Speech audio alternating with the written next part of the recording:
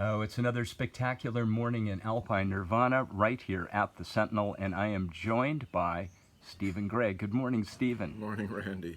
So, Stephen, you are based in Vancouver, and I know you've been leading a workshop here at the Sentinel. Tell us a bit about that. Yeah, sure. Well, they have this fantastic Maloka over here, which is a beautiful spot. This is a very supportive location. The Sentinel here, everything about it kind of dovetails or supports the ceremony, or ceremonies, basically. So the format, briefly, is that we gathered Friday evening. The dinner was included on Friday for the people that came here. They have rooms here just behind where you're sitting, Randy. And, excuse me. And so Friday evening was basically an introduction. There was no cannabis medicine. I think they were calling this a journey to awakening with cannabis. And that might sound like a glorified claim for cannabis, but if you ask the people that came to this workshop and numerous other ones that I've led, they would agree that that is no exaggeration for the most part.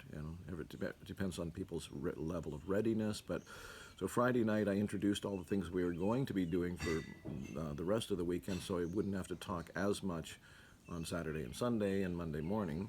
And we did some of the things without the medicine. We did some sitting meditation. We did some kind of yoga light, you might say. A little bit of listening to some of the sounds that I have, like the crystal bowls and that sort of thing, and just give them some philosophical kind of understanding that the way you meet this plant ideally is by surrendering, just the way you would with the so-called major psychedelics, right? You have to let go, you have to discipline yourself to, release thoughts as much as you can. And it's a challenge with cannabis, or with any of them, or with just in life in general, letting go of thoughts and being really, really present that way. But that's where the magic happens, that's where the healing happens. So Saturday and Sunday were the same format both days, and we started about 10 in the morning with carefully measured or titrated edible, little chocolate of cannabis, and I leave them, we do the various practices of silent sitting, guided meditations, visualizations, sound healing work and movement for the next hour and a half until I know that they're going to have reached the peak. We try to leave at least a couple of hours after eating so the tummy is reasonably empty.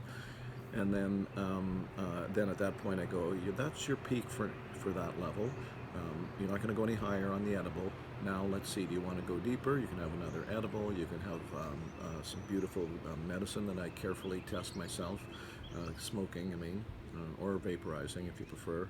And then we just go like that throughout the day. With a few little things that I won't take the time to explain.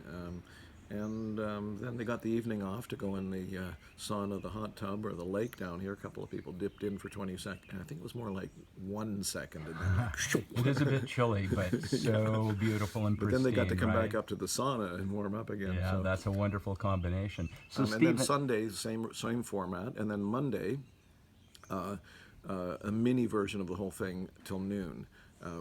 With another light puff, but no edibles or anything like that. And basically, they left some testimonials. People had major transformations. They really did with this kind of humble plant in this kind of format, So Stephen, I was going to ask, I know that you're something of an expert on the history of this plant and its use in opening people up to new possibilities and personal growth. How far back does the use of cannabis in a ceremonial or, let's say, spiritual way go? Well, first of all, not to be contrary, but I don't want to set myself up as an expert on the history. There are people who are. Chris Bennett, for example, has written several books about the history of cannabis and ritual and spiritual use. Martin A. Lee and some others have written books on the social history of cannabis, or the long-term. Martin Booth has a book called Cannabis, A History. There are a number of people who have written really good books if you really want to dive into that. But I do know from having read those books that the plant has been with us since the beginning, and much longer as a plant itself. And, basically, wherever you lived 10,000 years ago, you had to know every single plant in your neighborhood, and you would quickly find out what they do. And with cannabis, it was so easy to grow that, all you had to do was have a little bit of extra and happen to throw it on the bonfire one night and stand around it, and then you're going to go, oh, it does this too, right? So even though the evidence isn't, written from, say, 10, 12,000 years ago. We know it was there in the pottery records and all that, and we're pretty sure that it must have been used shamanically, spiritually.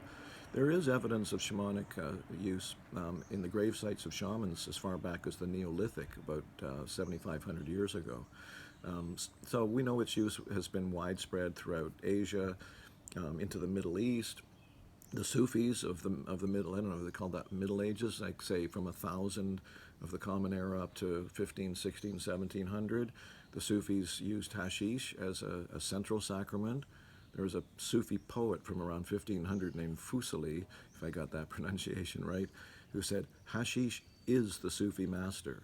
And glorified as that claim might seem to people who think that cannabis is a casual, recreational, escapist, whatever, light, high, relaxant, whatever, when you do like somewhat larger doses in a really focused way and you really know how to handle it, it's a truth mirror, and it opens things up, just the way like psilocybin or ayahuasca can or do oftentimes, So when this fellow said hashish is the Sufi master, I think what he meant was you have a deep experience of being brought into reality.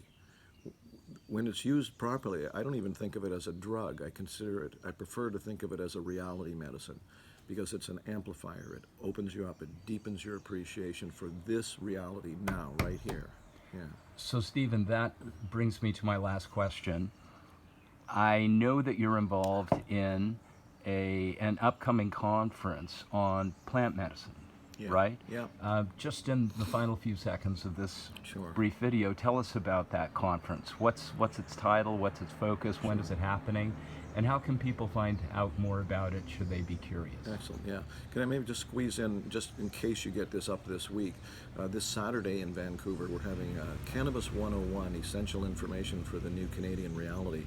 And it's on the same website that the conference is, spiritplantmedicine.com. spiritplantmedicine.com. Terrific. And that's this Saturday, and we've got some great people come. They're true experts in this field of just educating the newer consumer, so to speak, on all aspects from legal to medical to recreational to spiritual. And Dennis McKenna is going to be there giving the keynote address and so on. So I hope people will come and join us. That's what it's for. We're wanting to serve the community.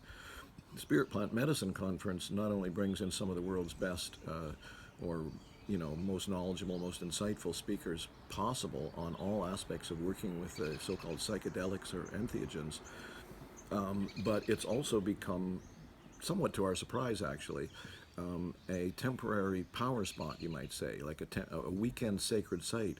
And people feel it by the Sunday. There's this energy. It's a heart energy. It's almost an electrified energy that people feel at this place. So it's an amazing place really to come. It's November 1st and 3rd, 1st, 2nd, and 3rd in Vancouver.